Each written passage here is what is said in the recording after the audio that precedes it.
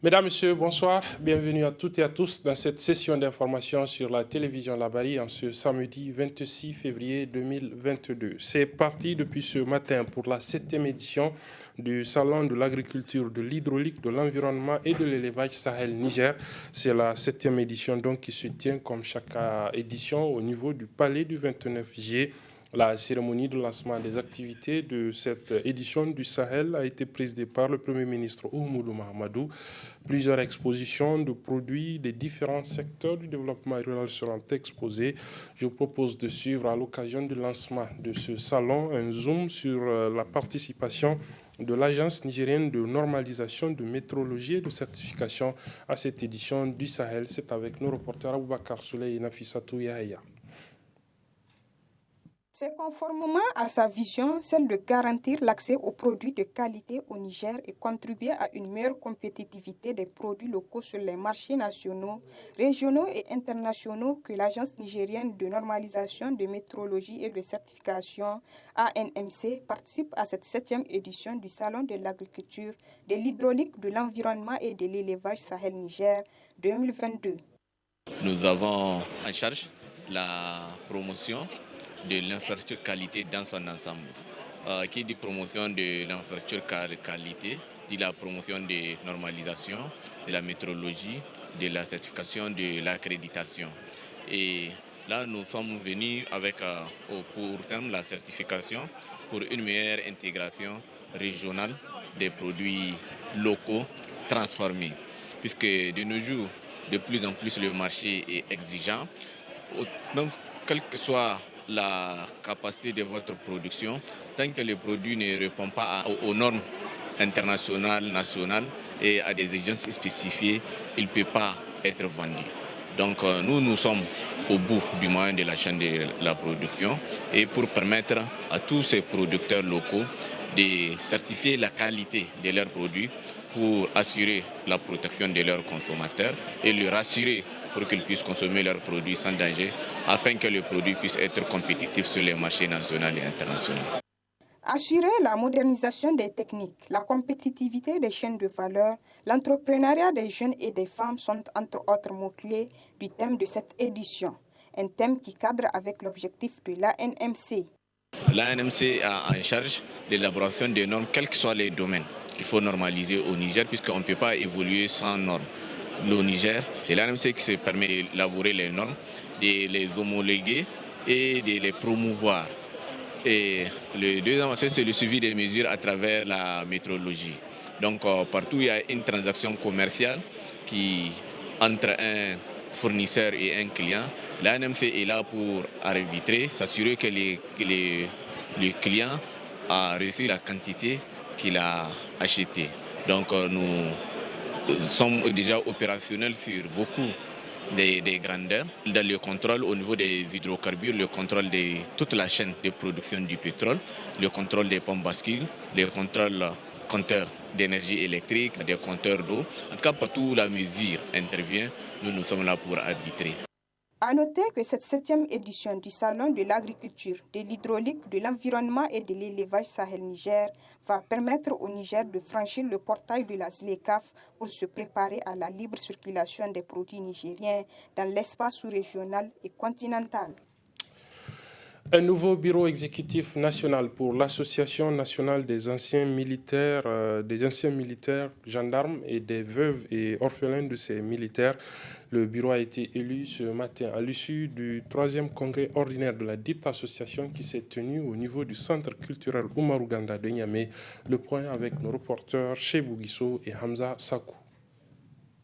Venus de toutes les régions du pays, ils sont nombreux, les délégués des anciens militaires et gendarmes, à prendre part à ce 3e congrès de l'Association nationale des anciens militaires, gendarmes, veuves et orphelins du Niger. Une rencontre au cours de laquelle il a été question de souligner les préoccupations majeures de l'association. Le point crucial de nos préoccupations reste et demeure le problème des pensions. Car vous n'êtes pas sans savoir que plusieurs de nos membres vivent de la précarité à cause des faibles pensions. Des démarches ont été entreprises auprès des autorités compétentes et jusqu'à jusqu'à l'instance suprême en vue d'obtenir leur harmonisation pure et simple afin de mettre définitivement terme aux disparités qui les caractérisent.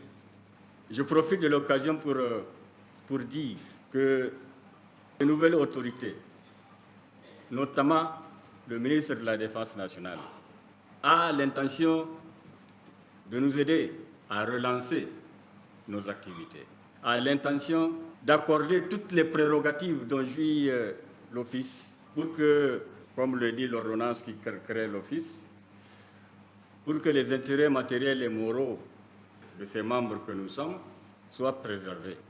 Le ministre a à cœur de voir dans quelle mesure il va voir un peu comment alléger les souffrances, notamment des veuves et des orphelins, surtout ceux des militaires tombés sur le champ d'honneur. Ce congrès, il faut le noter, a vu le renouvellement du bureau national de l'association avec à sa tête Sirfi Soumana. Ce dernier, en prenant la parole, a de prime abord rappelé les objectifs assignés à leur association avant de prodiguer des sages conseils aux membres de leur structure. L'Association nationale des anciens militaires, gendarmes, veuves et orphelins a pour objectifs principaux de créer, de tisser et de consolider les liens de fraternité et de solidarité entre ses membres, de participer à toutes les actions de développement et de sécurité au Niger. Nous devons nous organiser en commission spécialisée et travailler dans le respect strict des règles et lois en vigueur dans notre pays. Aussi, nous, Association nationale des anciens gendarmes militaires veuves, souhaitons le soutien et l'appui, ne serait-ce qu'en conseil, du directeur de l'Office, du ministère de la Défense et de toutes les autres institutions de la République. Le nouveau bureau ainsi composé de plusieurs délégués des 8 régions du pays conduit désormais la destinée de cette association pour les 5 prochaines années à venir. Justice sociale et mobilisation citoyenne, c'est le thème d'une conférence publique organisée cet après-midi par la coordination régionale du mouvement tournant la page TLP, une activité qui entre dans le cadre de la célébration de la Journée internationale de la justice sociale. Le résumé de cette conférence publique avec nos reporters Chebou Guissou et Adamou Soumana. 2 thématiques étaient à l'ordre du jour de cette rencontre d'échange entre les membres de la coordination régionale TLP Niamey avec des jeunes du premier arrondissement communal de Niamey. Une rencontre qui rentre dans le cadre de la commémoration de la Journée internationale de la justice sociale ayant porté sur la problématique de la justice sociale et la mobilisation citoyenne. Cette activité rentre dans le cadre de nos activités que nous menons au quotidien au niveau de notre mouvement tournant la page. Déjà, nous sommes dans une dynamique de mobilisation, n'est-ce pas, citoyenne, autour de tout ce que vous connaissez, que nous avons comme revendication, n'est-ce pas. Nous avons dû, pourquoi ne pas alors conformer à notre agenda, n'est-ce pas, redéployer nos forces autrement en attendant donc de voir libérer l'espace civique. Il faut donc aller vers les citoyens dans les quartiers pour entretenir ou nous entretenir, n'est-ce pas, avec eux autour de certaines thématiques telles que la justice sociale, l'état de droit, etc. Il faut aller vers les citoyens pour, n'est-ce pas, les sensibiliser, les amener à comprendre le sens, n'est-ce pas, de notre démarche et pour qu'ils soient eux-mêmes les maîtres de leur propre destin, pour que, en tout cas, ils soient aussi, comme la Constitution l'a recommandé, des sentinelles, n'est-ce pas, de la Constitution, les sentinelles de l'état de droit, les sentinelles de la démocratie, parce que c'est aussi ça, notre devoir, c'est de promouvoir des valeurs démocratiques et de veiller à un éveil de conscience des citoyens de façon générale. En marge de cette conférence, l'un des participants nous livre ses impressions. C'est une très bonne initiative, vraiment, parce que dans un pays, dans un pays démocratique, et vraiment, on est censé travailler avec la justice, avec les droits de la justice. Donc, raison pour laquelle nous saluons ces gestes de TLP et Niamey. Vraiment, j'encourage vraiment les membres de TLP Niamey, vraiment parce que à chaque fois, ils ne cessent pas d'apporter leur soutien pour la société. Ainsi, par cette activité, la coordination régionale TLP Niamey entend amener la jeunesse nigérienne à mieux assumer sa citoyenneté en vue d'œuvrer pour une justice sociale.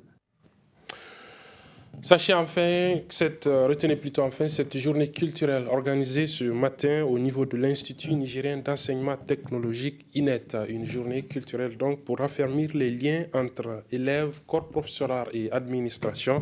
Le thème de cette journée culturelle donc était éducation féminine et elle s'est plutôt déroulée cette journée en présence de plusieurs invités, des élèves, des étudiants et leurs parents, notamment nous rapportent Nasser Seydou et Ibrahim Boubacar.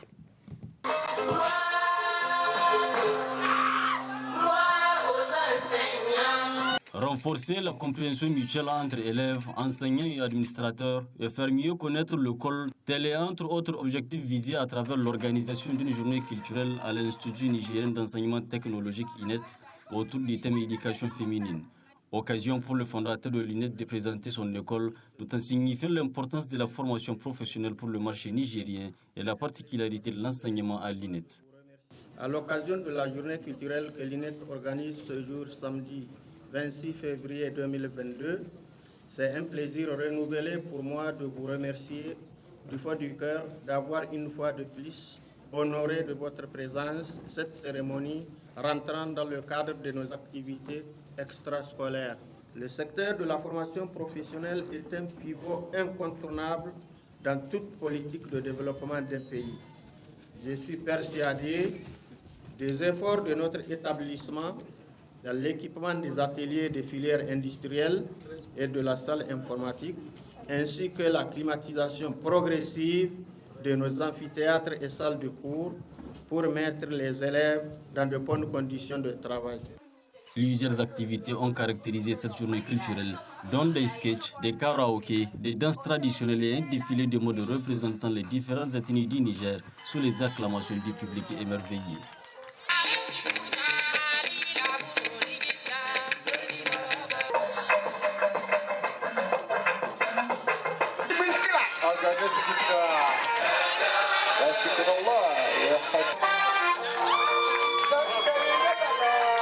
Plusieurs filières sont enseignées à l'INET et la formation est plus que parfaite, indiquent les étudiants.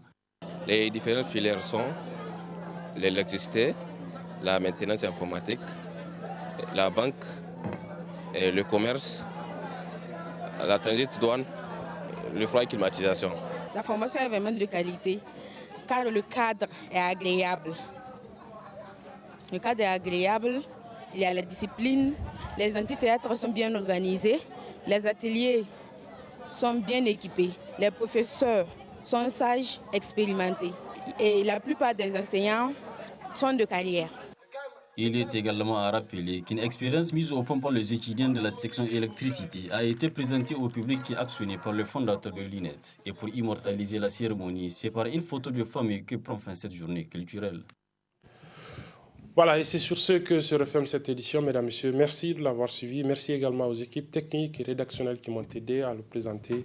Les programmes se poursuivent sur la télévision Labari. Au revoir.